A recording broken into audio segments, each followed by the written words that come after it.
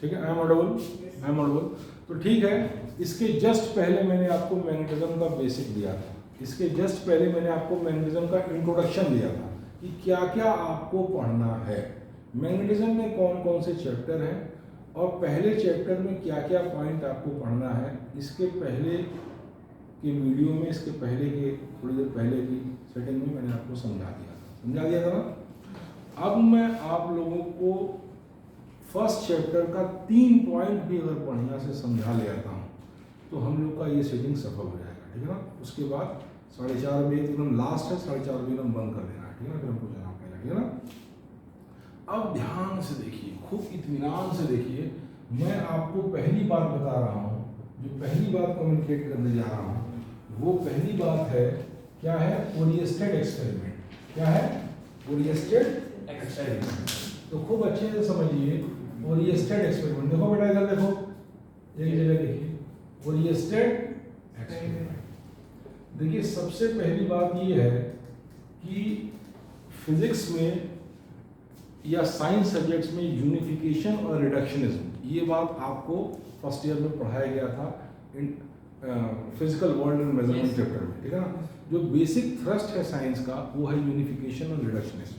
Unification का मतलब है डिफरेंट नॉलेज की स्ट्रीम्स को सिंगल यूनिफाइड नॉलेज के रूप में देखना, ठीक है ना। मैग्नेटिज्म और इलेक्ट्रिसिटी पहले 2 अलग अलग स्ट्रीम ऑफ स्टडीज माने जाते थे, ठीक है ना। लेकिन कुछ साइंटिस्ट ऐसे आए जिनका नाम मैं अभी सबका नाम याद नहीं आ रहा है, ठीक है ना। तो उनमें से एक ये ओरिएस्टेड भी हैं। इन्होंने ये दिखाया अपने एक्सपेरिमेंट से कि हम जो है इलेक्ट्रिक फील्ड से मैग्नेटिक फील्ड भी प्रोड्यूस कर सकते हैं, ठीक है ना। आगे चल के मैं आपको दिखाऊंगा इलेक्ट्रोमैग्नेटिक इंडक्शन में कि चेंजिंग मैग्नेटिक फील्ड से इलेक्ट्रिक फील्ड प्रोड्यूस की जा सकती है, और फिर इलेक्ट्रोमैग्नेटिक बेस में दिखाऊंगा आपको कि चेंजिंग इलेक्ट्रिक फील्ड से मैग्नेटिक फील्ड प्रोड्यूस की जा सकती है। बात समझ में? तो इसका मतलब है कि इलेक्ट्रिसिटी और मैग्नेटिज्म 2 वाटर टाइट कंपार्टमेंटलाइजेशन में नहीं है, दोनों में एक अंडरलाइंग यूनिटी है। बात समझ में आई? तो ओरिएस्टेड एक्सपेरिमेंट उन्हीं में से एक कड़ी है, उन्हीं में से एक कड़ी है। तो ओरिएस्टेड एक्सपेरिमेंट है क्या, और ये किस बात को जस्टिफाई किया इसने, और किस बात को, ठीक हो रहा है ना, और किस बात को और किस बात को इस्टेब्लिश किया, मैं आपको ये बताने जा रहा हूँ, ठीक है ना। तो सबसे पहली बात आप ये देखिए कि ओरिएस्टेड ने एक्सपेरिमेंटली देखा, ओरिएस्टेड ने एक्सपेरिमेंटली देखा कि जब किसी वायर में हम करंट को फ्लो करते हैं, ओरिएस्टेड ने एक्सपेरिमेंटली देखा कि जब हम किसी वायर में करंट को फ्लो करते हैं, इधर देखिए, और उसकी विसिनिटी में, उसके पास हम कोई मैग्नेटिक नीडल रखते हैं। आप ये देखिए, ओरिएस्टेड ने एक्सपेरिमेंटली ये करके दिखाया कि इलेक्ट्रिक फील्ड से मैग्नेटिक फील्ड को प्रोड्यूस किया जा सकता है, ठीक है ना। वो कैसे किया मैं आपको बता रहा हूँ। एक वायर लिया उसने और उसके पास एक मैग्नेटिक नीडल रखा, देखो बेटा इधर मैग्नेटिक नीडल रखा। पहले इस वायर में कोई करंट नहीं फ्लो की, पहले क्या किया, इस वायर में कोई करंट नहीं फ्लो की। तो ये मैग्नेटिक नीडल जब कोई करंट नहीं फ्लो कर रही थी तो ये मैग्नेटिक नीडल जो है डिफ्लेक्ट नहीं की। बात समझ में आ रही? मैग्नेटिक नीडल डिफ्लेक्ट नहीं की, बात समझे, ठीक है। जब इसके अंदर करंट फ्लो किया गया तो मैग्नेटिक नीडल डिफ्लेक्ट हो गई, बात समझे।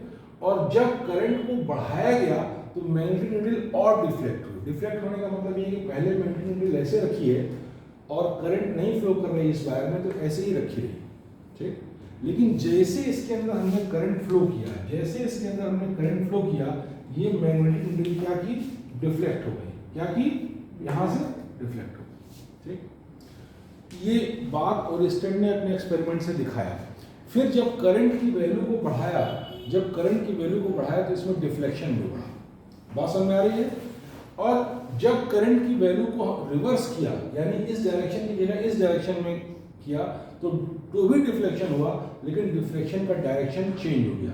यानी कहने का मतलब अगर पहले ऐसे डिफ्लेक्शन हो रहा था तो बाद में ऐसे डिफ्लेक्शन हो गया। बात समझ में?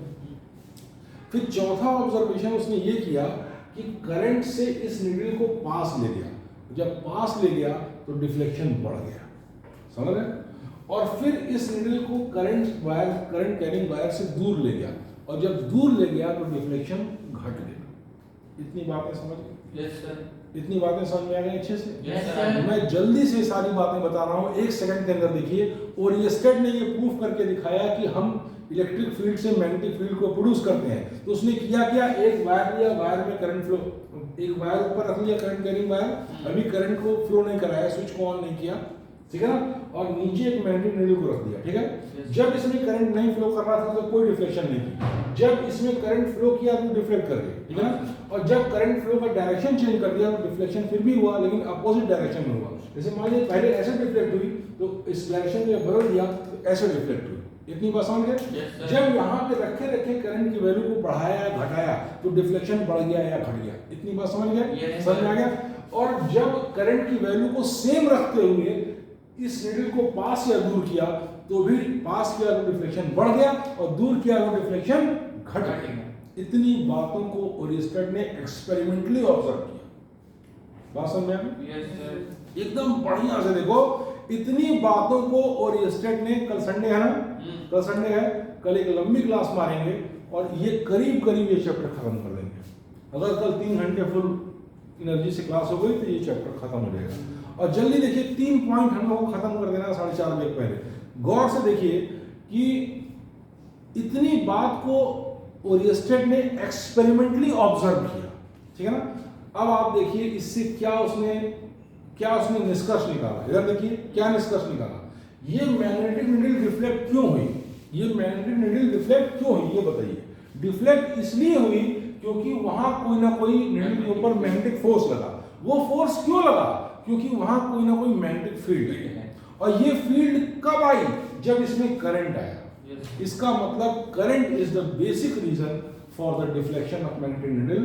Current is the basic reason for the creation of the magnetic field, and because of this field there is a force on this magnetic needle and hence this magnetic needle is deflected. ये बात ओरिस्टेड ने experimentally establish की कि electricity से magnetism को हम produce कर सकते। यहाँ तक की बात एकदम साफ है? यस सर, एकदम क्लियर है बेटा? क्लियर है।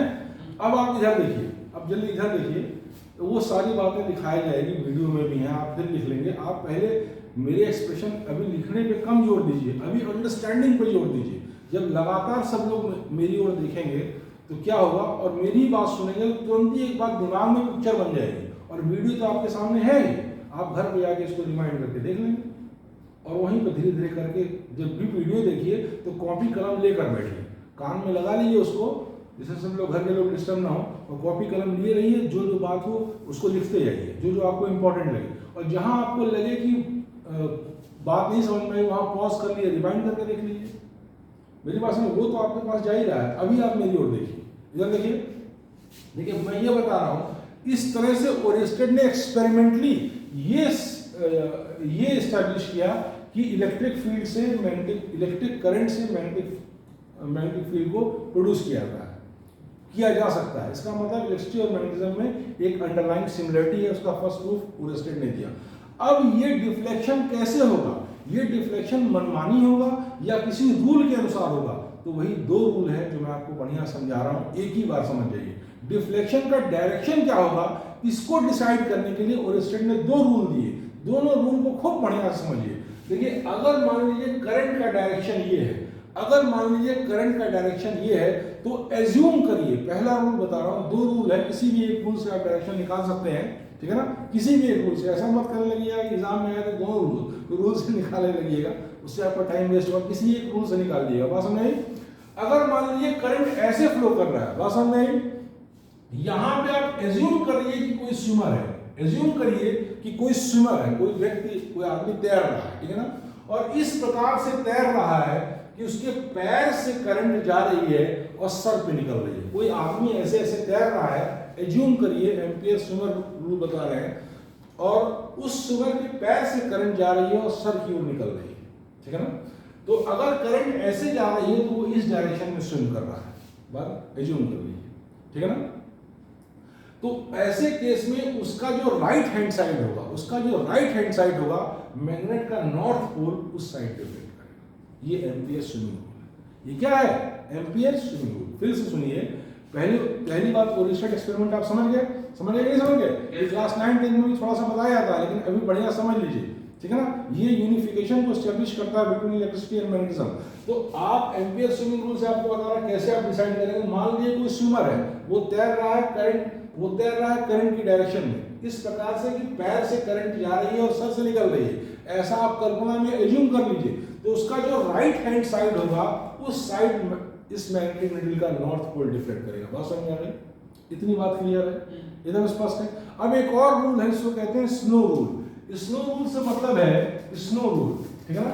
स्नो रूल से मतलब है अगर करंट साउथ से नॉर्थ है, तो नॉर्थ पोल ऑफ द जो ये होगा वो वेस्ट की ओर डिफ्लेक्ट हो जाएगा। स्नो रूल भी समझिए, स्नो रूल से भी वही डायरेक्शन निकलेगा जो एम्पियर स्विमिंग रूल से निकल रहा है, बस दो डिफरेंट रूल्स हैं। बात समझ में आ गई? स्नो रूल ये कहता है कि अगर करंट का डायरेक्शन साउथ से नॉर्थ है, तो north pole of the magnet west की ओर डिफ्लेक्ट करेगा। अगर करंट का डायरेक्शन साउथ से नॉर्थ है, तो north pole of the magnet कहां डिफ्लेक्ट करेगा? वेस्ट की ओर। ये स्नो रूल है। अब देखिए, कोई जरूरी नहीं है कि आप इसको ईस्ट इसको वेस्ट मानिए, आप कुछ भी मान सकते हैं, जैसे मान लीजिए नॉर्मली आप इसको कैसे मानते हैं, ये आपका ईस्ट है, ये आपका वेस्ट है, ये आपका नॉर्थ है, ये आपका साउथ है, नॉर्मली ऐसे मानते हैं। इसको आप रोटेट भी कर सकते हैं। मान लिया आपने ऐसे रोटेट कर दिया, तो साउथ कहां आ गया? इधर आ गया। नॉर्थ कहां आ गया? इधर आ गया। बात समझ में आ गई? वेस्ट कहां आ गया? इधर आ गया। और ईस्ट कहां आ गया? इधर आ गया। आपने रोटेट कर दिया इसको, या ऐसे रोटेट कर देंगे तो दूसरी बात आ जाएगी, ठीक है ना। और स्नो रूल ये कहता है कि अगर करंट साउथ से नॉर्थ की ओर जा रही है, यानी ऐसे करंट जा रही है, तो north pole of the magnet west की ओर डिफ्लेक्ट करेगा। नहीं, स्नो रूल से हम बता रहे हैं, दोनों से डायरेक्शन एक ही निकलेगा। एम्पियर स्विमिंग रूल से हम समझा चुके हैं, अब स्नो रूल से समझा रहे हैं। स्नो रूल क्या कहता है कि अगर करंट साउथ से नॉर्थ की ओर जाती है, तो north pole of the magnet जो है वेस्ट की ओर डिफ्लेक्ट करता है, ठीक है ना। तो करंट ऐसे फ्लो कर रही है, ये हम दिखा रहे हैं। तो आप मान लीजिए इस डायरेक्शन में करंट फ्लो कर रही है, आप ऐसे ना रोटेट करिए, फिर से सुनिए, इसी के एनालॉजी में देखिए, ऐसे ना रोटेट करिए, आप ऐसे रोटेट कर दीजिए, इस एक्सिस को ऐसे रोटेट कर दीजिए। जब ऐसे आप एंटी क्लॉकवाइज रोटेट कर देंगे, तो क्या होगा? साउथ आपका इधर आ जाएगा, नॉर्थ आपका इधर आ जाएगा, ठीक है ना। और क्या चला जाएगा? हाँ, अगर आप ऐसे रोटेट कर देंगे तो क्या हो जाएगा? आपका साउथ इधर आ जाएगा, ईस्ट ऊपर, हाँ, वेस्ट नीचे, नॉर्थ बगल में, साउथ इधर आ जाएगा, ईस्ट ऊपर आ जाएगा, और वेस्ट आपका नीचे आ जाएगा। ऐसे आप रोटेट कर दिया, ठीक है ना। अब ये स्नो रूल को देखिए, अब स्नो रूल को गौर से देखिए। अगर अरे ये कैसे आ रहा है? अगर ऐसे रोटेट कर देंगे तो वेस्ट यहां गया, सही तो है सर। हाँ, स्नो रूल अगर साउथ से नॉर्थ की ओर करंट जा रही है, तो मान लीजिए ये डायरेक्शन ऑफ करंट जा रहा है, साउथ से नॉर्थ जा रहा है, तो north pole of the magnet कहां डिफ्लेक्ट करेगा? वेस्ट नीचे, ठीक है ना। अगर ऐसे मैग्नेट यहां रखा है और साउथ से नॉर्थ की ओर करंट आ रही है, और ये नॉर्थ पोल मान लीजिए मैग्नेटिक नीडल का है, तो ये कहां डिफ्लेक्ट करेगा? ये स्नो रूल। बस समझ गए सर, इतनी बात एकदम क्लियर है। और ये स्टेट एक्सपेरिमेंट, स्नो रूल और एम्पियर स्विमिंग रूल, इतनी बात एकदम क्लियर हो गई। अब एक बार वीडियो कट कर दीजिए और फिर एक वीडियो बना दीजिए।